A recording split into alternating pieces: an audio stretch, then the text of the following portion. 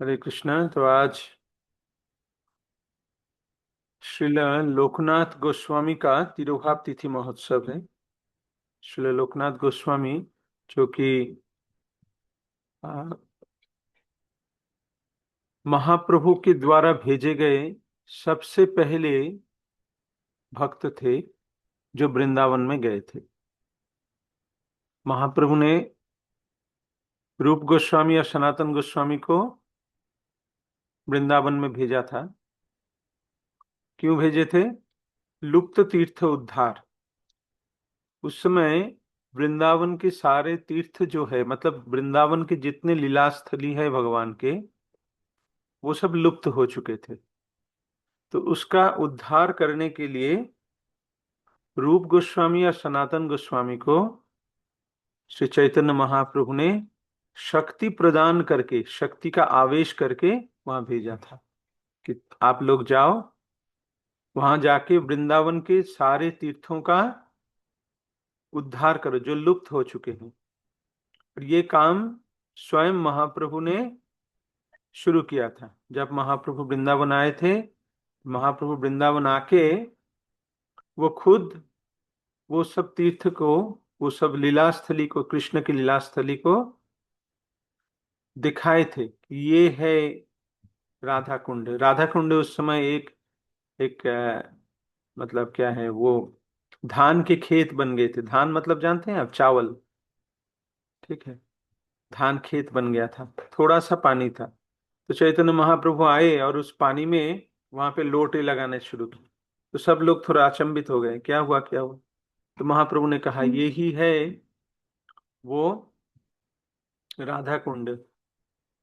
तो इस तरह से वृंदावन का उद्धार करना, करने हेतु चैतन्य महाप्रभु ने रूप गोस्वामी और सनातन गोस्वामी को वृंदावन भेजे थे। लेकिन उसके भी पहले स्वयं महाप्रभु भी वृंदावन में आने के पहले दो व्यक्ति को वृंदावन भेजे थे। एक था श्रील लोकनाथ गोस्वामी और एक थे श्रील भूगर्भ गोस्वामी। तो ये एकदम शुरू शुरू में वृंदावन में आए थे और वृंदावन में ही उनको रहने के लिए महाप्रभु ने आदेश दिया था।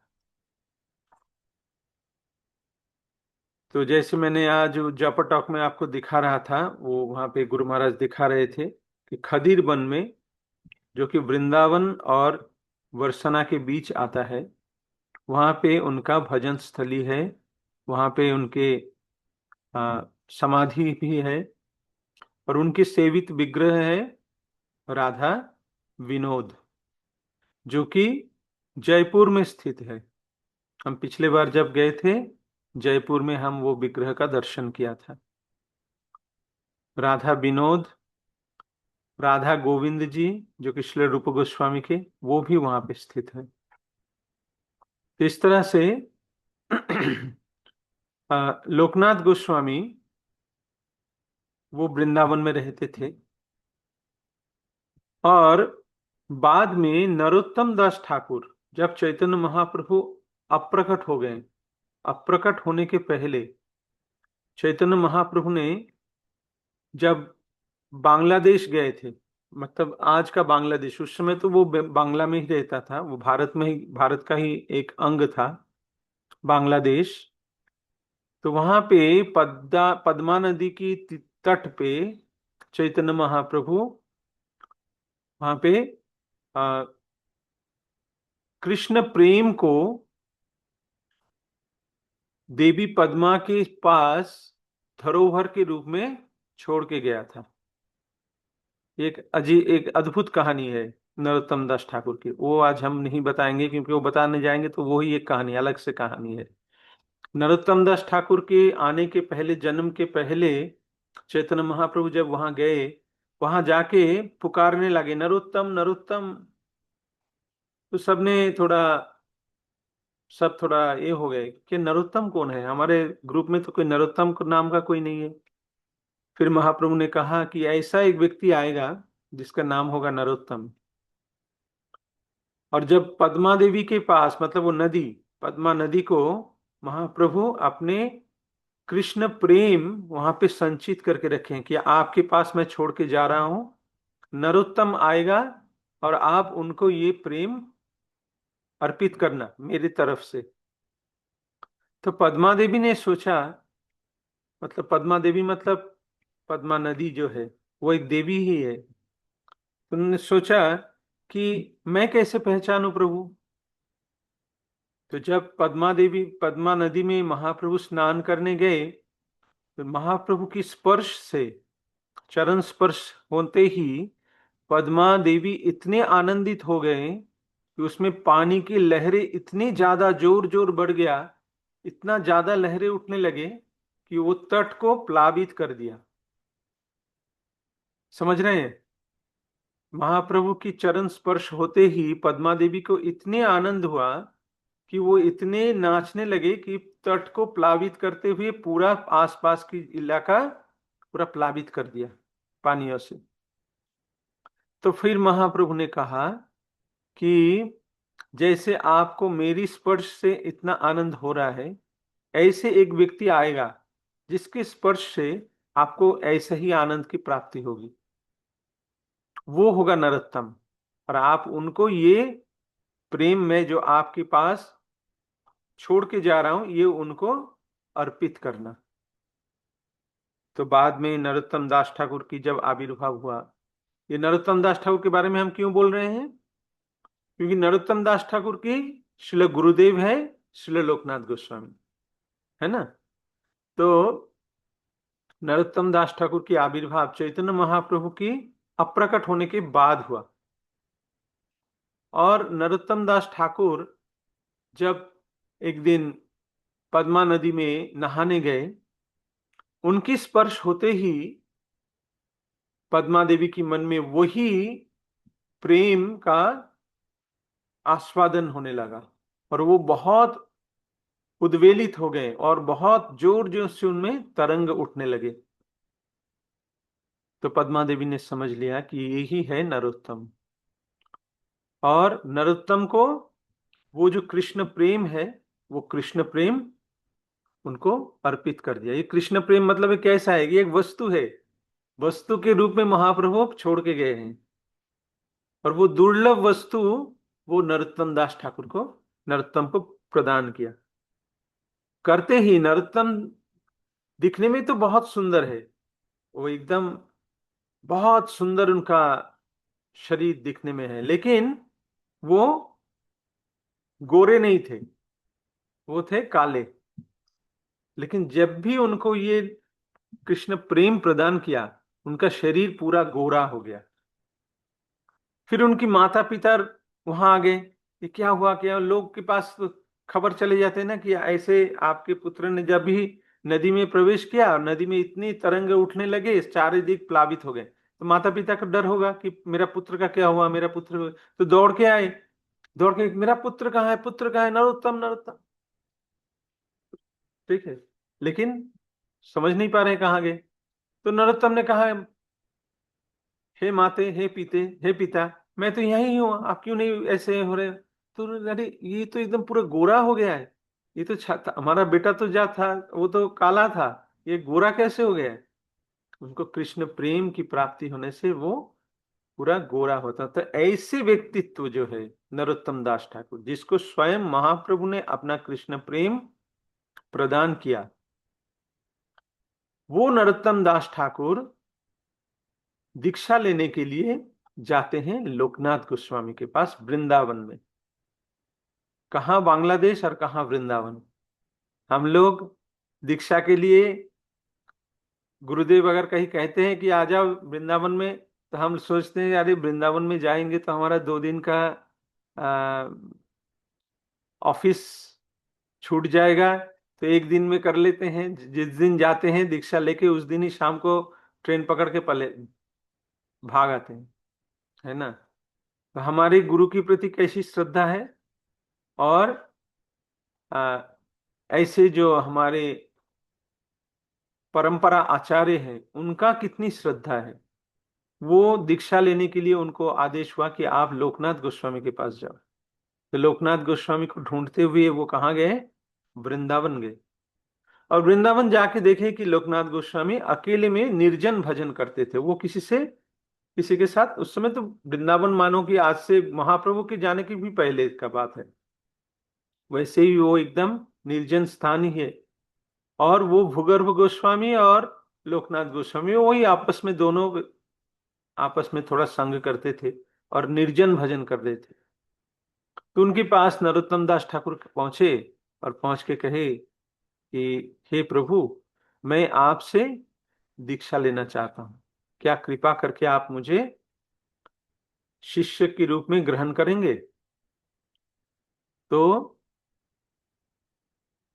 लोकनाथ गोस्वामी ने कहा कि नहीं नहीं, मैं किसी किसी को मैं शिष्य के रूप में मैं ग्रहण नहीं करता हूं। ठीक है, इस तरह से उनको रिजेक्ट कर दिया, भगा दिया। ऐसे किसको, एक और व्यक्ति को भगा दिया था, वो कौन है? कौन बता पाएंगे? विमला प्रसाद।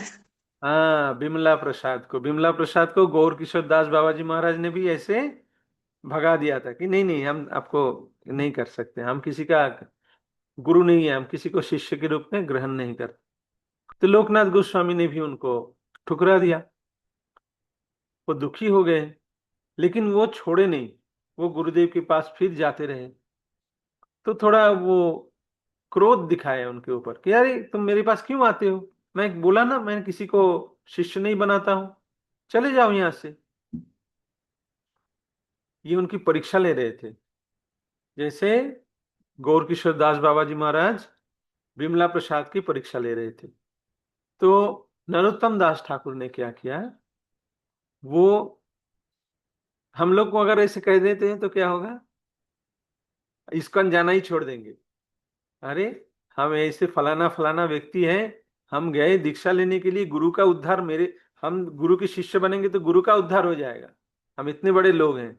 हाँ, और गुरुदेव हमें ठुकरा दिया, इस बार दीक्षा नहीं होगा, अगले बार चलो हम इस्कॉन जाना ही छोड़ देंगे, ऐसा हो जाता ना। लेकिन नरोत्तम दास ठाकुर ने क्या किया, वो वृंदावन में रुक गए, वहां पे रुक गए। भले ही वो गुरु की सेवा नहीं कर पा रहे थे, लेकिन वो क्या करना शुरू किया, उस समय तो आज की जैसा अटैच्ड लैट बाथ नहीं होता था, समझते हैं ना। उस समय लैट्रीन, वो लोग जो वृंदावन में रहते थे, वन में रहते थे, वो थोड़ा दूर जाके कोई जंगल में जाके कोई स्थान में ऐसा कुछ स्थान रहता था, वहां जाके वो शौचादि कर्म करते थे। और स्नान करने के लिए कोई कुंड में जाते थे, वहां पे स्नान करते थे। ऐसे नल खोलते ही तो पानी नहीं आता, शावर के बटन दबाने से शावर चालू तो नहीं होता था उस समय। तो लोकनाथ गोस्वामी इस तरह से ही उनका शौच करने की एक स्थान था। तो नरोत्तम दास ठाकुर वो क्या किए, वो बहुत छिप छिप के वो देखने लगे कि गुरुदेव रोज सुबह कहाँ जाते हैं शौचादि कर्म करने के लिए। तो उन्होंने वो देखा कि ये स्थान पे वो जाते हैं, फिर वहां से वो लौट आते हैं, स्नान करते हुए लौट आते हैं। तो जब वो लौट आते थे, उस समय नरोत्तम दास ठाकुर उस स्थान पे गए और जाके उस स्थान को बहुत अच्छे से, जहां मानियो कि मल त्याग किया है, उस मल को उठाकर अच्छे दूसरे जगह के फेंक कर उस स्थान को बहुत अच्छे से साफ करके रखते थे। कौन करते थे? नरोत्तम दास ठाकुर खुद करते थे। जी, गुरुदेव का मल त्याग का जो स्थान है, उस स्थान को बहुत अच्छे से साफ सफाई करके वो रखते थे। वो मल को उठाकर फेंकते थे, उस स्थान को अच्छे से साफ करते थे, मिट्टी से उसको अच्छे से उसको ढक देते थे, सब कुछ करके आते थे। तो एक दिन ऐसा हुआ, दो दिन ऐसा हुआ, तो लोकनाथ गोस्वामी के मन में क्या होगा, वो तो देखे नहीं कौन करते हैं। तो वो दूसरे दिन जब सुबह आए, देखे कि स्थान बहुत साफ सुथरा है, एकदम परिष्कार है, कोई कोई वहां पे कोई गंदगी नहीं है, कुछ भी नहीं है। तो वो थोड़ा आश्चर्य हो गए, कैसे हो गया। एक दिन हो गया, दो दिन हो गया, तीन दिन हो गया, फिर वो उन्होंने सोचने लगे कि ऐसा कोई कोई व्यक्ति आता है यहाँ पे, इस स्थान को इस तरह से साफ सुथरा करता है, नहीं तो ये स्थान तो इतना साफ सुथरा नहीं रहने वाला है। तो एक दिन वो वहां शौचादि कर्म करने के बाद, थोड़ा चले आने के बाद, थोड़ा झाड़ी के पीछे छिप के देखते हैं कि कौन आता है वो साफ करने के लिए। तो उन्होंने देखा कि नरोत्तम आता है वहां पे, और नरोत्तम आके खुद हाथों से वो स्थान को साफ करते हैं। हम में से कोई कर पाएंगे क्या? हाँ, सोचिए। तो ये देखकर लोकनाथ गोस्वामी के मन में नरोत्तम के प्रति बहुत प्रेम, बहुत करुणा का उदय है कि वो मेरा इतना निकृष्ट सेवा करता है।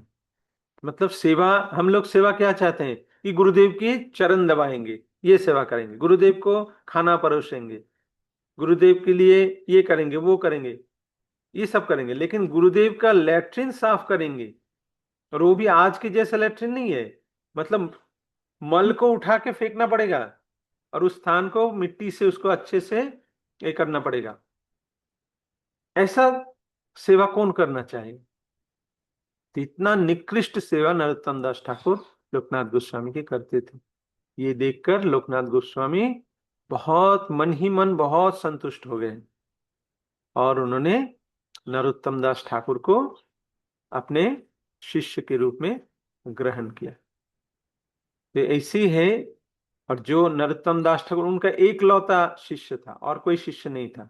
एकलौता शिष्य है नरोत्तम दास ठाकुर, जिन्होंने आगे चलकर ये जो हम जितने सारे बहुत सारे भजन गाते हैं ना, जैसे गुरु पूजा के जो कीर्तन गाते हैं, श्री गुरु चरण पद्म केवल भक्ति सद्म, ये जो कीर्तन है, ये नरोत्तम दास ठाकुर का, नरोत्तम दास का है, नरोत्तम दास ठाकुर के। लोकनाथ लोकेरो जीवन, लोकनाथ लोकेरो जीवन कौन कहते हैं? नरोत्तम दास ठाकुर कहते हैं कि लोकनाथ गोस्वामी सबकी जीवन जैसे हैं। इस तरह से ये सब जो जितने सारे कीर्तन नरोत्तम दास ठाकुर ने किया वो अद्भुत है। प्रेम भक्ति चंद्रिका नाम का एक ग्रंथ आते हैं, हम बाद में ये आपको पढ़ाएंगे। ये बहुत सुंदर ग्रंथ है, बंगाली में लिखा हुआ है। बहुत संक्षिप्त रूप है, बहुत छोटे रूप है।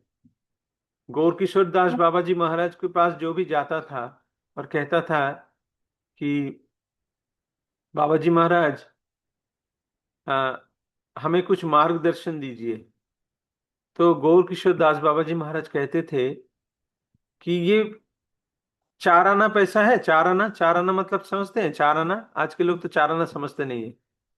उस समय 4 आना भी नहीं था, 1 आना। 1 आना मतलब 4 पैसा। 4 पैसा, तो 4 पैसा जाओ, लाओ, और उससे एक प्रेम भक्ति चंद्रिका ग्रंथ का खरीद करो। प्रेम भक्ति चंद्रिका इतना सा पतली सी एक ग्रंथ है, और उसको नित्य पाठ करो, उससे ही तुम्हें कृष्ण भक्ति प्राप्त हो जाएगी। तो ये नरोत्तम दास ठाकुर हमारे आचार्य हैं, जिन्होंने बहुत सारे अ, भजन कीर्तन जो हम गाते हैं वो सब लिखे हैं।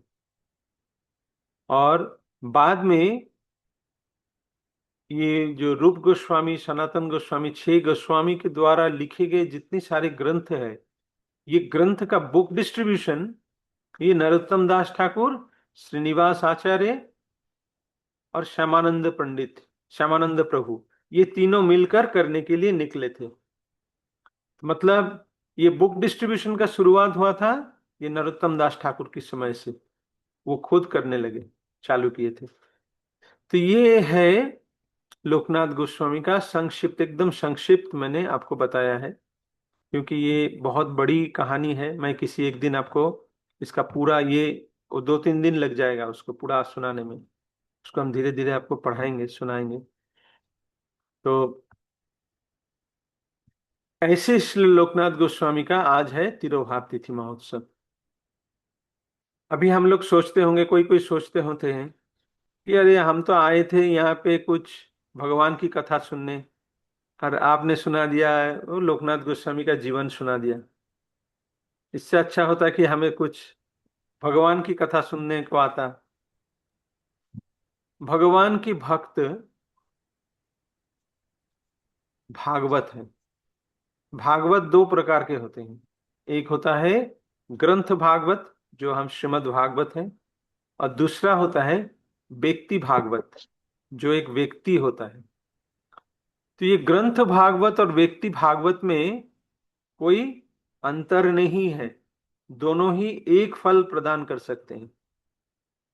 श्रीमद् भागवत का पाठ करने से जो फल आपको मिलेगा, और व्यक्ति भागवत का जीवनी को सुनने से, उसका पाठ करने से वही फल मिलता है। क्योंकि वो व्यक्ति भागवत अपने जीवन में श्रीमद् भागवत को उतारे हैं, अपने जीवन ही वो श्रीमद् भागवत मतलब भागवत बना दिया है। ऐसे महान भक्तों का जीवन कथा, ऐसे महान भक्तों की कहानी सुनना परम पवित्र है, इससे भक्ति की वृद्धि होता है। इसलिए हम आपको थोड़ा संक्षिप्त रूप में ये आपको सुनाए हैं, क्योंकि टाइम बहुत शॉर्ट है और 4 मिनट बाकी है। तो इस तरह से हम देखते हैं कि हमारे जो पूर्वतन आचार्य हैं, वो कैसे हमें ये कृष्ण भक्ति का जो भंडार है वो छोड़ के गए हैं। लेकिन वो कृष्ण भक्ति का भंडार जो हमें दिया गया है, वो सब क्या ऐसा है जो अ, गोस्वामी के द्वारा लिखे गए सारे ग्रंथ, ये सब क्या है, संस्कृत भाषा में है और बहुत कठिन है। मतलब समझ में नहीं आता है, सबको समझ में नहीं आता है। सबको तो दूर की बात, बड़े बड़े पंडित को भी समझ में नहीं आता है। तो आज के लिए, आज के युगों के लिए, मानिए कि आज जो हम कलयुग में आज हम हैं, हम जैसे लोगों के लिए, जो हम संस्कृत का एक शब्द भी नहीं समझ पाते हैं, हमें कुछ ज्ञान है ही नहीं, हमारी जीवनचर्या, दिनचर्या बिल्कुल ही खराब है। हम सुबह 8 बजे उठते हैं, हाँ, सुबह नींद, रात को नींद में जाते हैं 12 बजे के बाद। मतलब कुछ भी सात्विक गुण हमें है ही नहीं। तो ऐसे लोगों के उद्धार के लिए वो सब ग्रंथों को निचोड़ कर, उसका निर्यास बनाकर, निर्यास जानते हैं ना आप, निचोड़ बनाना, हाँ, तो वो निर्यास बनाकर वो सारे ग्रंथों को पैक कर दिया। किसने? शिल प्रभुपाद जी ने। शिल प्रभुपाद जी ने अपने ग्रंथों में वो सारे ग्रंथों का, ये सारे आचार्यों के ग्रंथों को निचोड़ कर रस बना के, खाना खाने में थोड़ा दिक्कत होता है कि चबाना पड़ता है। खाना मुंह में डाल दिया, बोले कि चबाओ, अगर हम नहीं चबाएंगे तो क्या होगा, खाना हजम होगा नहीं। तो ऐसे ही हमें मुंह में खाना डाल दिया है, खाना देने के बाद भी हम चबाते नहीं है, क्योंकि हमारे दांत है ही नहीं, हम कुछ है ही नहीं हमारे दांत। तो क्या किए, बोले कि अरे दांत की जरूरत ही है नहीं, हम क्या करेंगे, इसको निचोड़ बनाकर एक रस बना देंगे, और उस रस के रूप में हम इसको आपको पिला देंगे। पिलाने के लिए दांत की आवश्यकता है क्या, चबाने की आवश्यकता है? कुछ आवश्यकता नहीं है। तो इसी तरह ये श्रील प्रभुपाद की जो ग्रंथ है, इसमें ऐसा नहीं, कभी भी नहीं सोचना कि ये तो प्रिलिमिनरी है। श्रील प्रभुपाद ने ये सारे ग्रंथों का, सारे हमारे पूर्वतन आचार्यों का ग्रंथों को, सारे गोस्वामी के ग्रंथों को निचोड़ बनाकर रस बना के हमें छोड़ दिया है। आपको सिर्फ पीना है, चबाने की जरूरत नहीं, दांत की जरूरत नहीं, सिर्फ मुंह में डाल दिया, बस हो गया, चले जाएगा, और इससे ही आपका सारे फल मिल जाएगा। तो इसीलिए हम श्रील प्रभुपाद के ग्रंथ को पाठ करने के लिए आपको सबको हम बोलते हैं कि आप लोग श्रील प्रभुपाद के ग्रंथ का पाठ कीजिए। जब आप पाठ करेंगे तब क्या होगा, हमें सारा वैदिक शास्त्र का जो निचोड़ है वो हमें प्राप्त हो जाएगा, बहुत आसानी से होगा। अगर हम षड गोस्वामी को ग्रंथों का पाठ करने जाएंगे, कुछ नहीं कर पाएंगे, एक शब्द भी हम समझ नहीं पाएंगे, क्योंकि वो है पंडितों के लिए, बहुत बड़े बड़े पंडित और बहुत बड़े बड़े भक्तों के लिए है। वो हमारे लिए है ही नहीं, हम समझ ही नहीं पाएंगे। तो हमारे लिए उसको निचोड़ बनाकर प्रभुपाद जी ने दिया है। हमें उसका पान करना चाहिए, खाना नहीं, पान करना चाहिए। ऐसे पान करने के लिए हम ये क्लास में आप लोगों को बुलाते हैं। ऐसे जो आपने आज आ, श्री लोकनाथ गोस्वामी के बारे में सुना, श्री नरोत्तम दास ठाकुर के बारे में सुना, श्री नरोत्तम दास ठाकुर की जो प्रार्थना है, उनकी जो प्रेम भक्ति चंद्रिका नामक जो ग्रंथ है, वो अद्भुत है। उसमें इतनी सुंदर रूप से वर्णन है कि हमें कैसी भक्ति करना है, भक्ति का सारा टिप्स उसमें दे चुके हैं वो। उसमें से चयन करते हुए प्रभुपाद जी ने हमारा पूरा दिनचर्या बना दिया कि हम जब भी गुरु वंदना, गुरु पूजा करते हैं सुबह, तो उस समय वो कीर्तन हम गाते हैं नरोत्तम दास ठाकुर के। सुबह जब तुलसी आरती करते हैं, वो तुलसी आरती किसके लिखा हुए हैं? दीनो कृष्ण दास का है, कृष्णदास कविराज गोस्वामी के लिखा हुआ है, जो कि चैतन्य चरितामृत के रचयिता है, उनसे लिया हुआ है। तो एक एक बेस्ट चीजों को लेकर प्रभुपाद जी ने हमारा पूरा दिनचर्या बना दिया और अपने ग्रंथों में उसको सब कुछ सम्मिलित कर दिया है। हमें सिर्फ उस ग्रंथों का ध्यान पूर्वक पाठ करना है और सुबह की जप करना है, सुबह उठकर जप करना है। ये दो चीज हमें करना है, ये करना ही हमारा उद्देश्य है और कुछ नहीं है। आप लोगों को यहाँ बुला के कुछ पैसा लेना हमारा उद्देश्य नहीं है। आप लोगों को यहाँ पे बुलाना है इसलिए ही कि आप लोग प्रभुपाद की ग्रंथ का नियमित पाठ करें और सुबह उठकर भगवान नाम का जप कीर्तन करें। हरे कृष्ण। तो आप लोग में से आज आए हैं सुनीता माता जी, धीरेन्द्र प्रभु आज आए हैं बहुत दिन बाद। प्रभु जी आप जप में भी आइए, आते थे तो बंद क्यों कर दिया? हाँ, प्रत्युषा माता जी हरे आए। कृष्णा प्रभु। हाँ बोलिए। थोड़ा नींद प्रभु जी 6 बजे खुलता है। हाँ क्या? नींद प्रभु जी थोड़ा 6 बजे ही मेरा राइट खुलता है। ठीक है, क्लास में आइए। नींद नींद नहीं खुलता है। थोड़ा नींद पहले सो जाइए प्रभु जी, 10 बजे सो जी जाइए। माता थोड़ा जी। जल्दी सो जाइए, थोड़ा जल्दी सो जाने से अपने आप नींद खुल जाएगा। हम्म। एंड्रॉयड ब्लू ड्रॉयड कौन है पता नहीं, रेडमी 12। प्रत्युषा माता जी, प्रत्युषा माता जी जप में नहीं आ पाते हैं आप, कम से कम ये क्लास में तो आइए। हम्म। राजकुमार प्रभु। तो मुझे स्कूल का टाइम रहता है ना, इसलिए नहीं आ पा रही हूँ मैं जब ठीक है, में। एक काम करना, आप ये क्लास में ज्वाइन कर लेना, क्लास सुनने के बाद आप जप कर लेना। क्लास खत्म हो जी जाएगा, जी। फिर आधा घंटा जप आप हाँ खुद जी। कर लेना। ठीक है। जी जी। और अगर हो सके तो थोड़ा जल्दी सो जाइए, 5:30 बजे उठ जाइए, 5 बजे 5:30 बजे उठ जाइए। ठीक है। हरे कृष्णा। किसी का कोई प्रश्न है, किसी का कुछ पूछना है? षड़भुज प्रभु भी आए हैं आज। आज षड़भुज प्रभु भी आए हैं, आप भी आइए। কালকেরাও চেষ্টা করছিলাম, লিঙ্ক করতে পারছিলাম না। ओ लिंक तो मैंने दे दिया है वहां पे ग्रुप में, वही लिंक में ही खुलेगा, वो एक ही लिंक में खुलेगा डेली। তা आज माताजी बोला इसलिए ठीक है। यार हो गया। ओके। नमो विष्णुपदाय कृष्ण पृष्ठाय भूतले श्रीमते भक्ति वेदांत स्वामिनीति नामिने नमस्ते सरस्वती देवे गौरवाणी प्रचारिणे निर्विशेष शून्यवादी पाश्चात्य देश तारिणे वाञ्छाकल्पतरुभ्यश्च कृपा सिन्धुभ्यैव च पतितानां पावनेभ्यो वैष्णवेभ्यो नमो नमः। श्रील लोकनाथ गोस्वामी महाराज की जय, जगत गुरु श्रील प्रभुपाद की जय, समवेत भक्त वृंद की जय, गौर प्रेमानंदे हरि हरि बोल। और जो लोग आ नहीं पाते हैं, बाद में कम से कम इसका रिकॉर्डिंग सुन लेना। रिकॉर्डिंग इतना कार्यकारी नहीं होता है क्योंकि हम उसमें इतना ध्यान नहीं लगा पाते, तो क्योंकि उसमें हम बीच में हमारा ये ध्यान हट जाता है। फिर भी कुछ ना होने से अच्छा है कुछ तो हो।